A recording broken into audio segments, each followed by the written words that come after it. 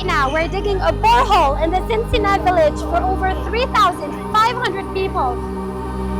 The people here in this village relied on unhealthy and unsafe water for years. Every time they took water out of that well, the moms felt fear. What if my babies get ill? But now, that's done. Oh my God! Mama! Allahu Akbar!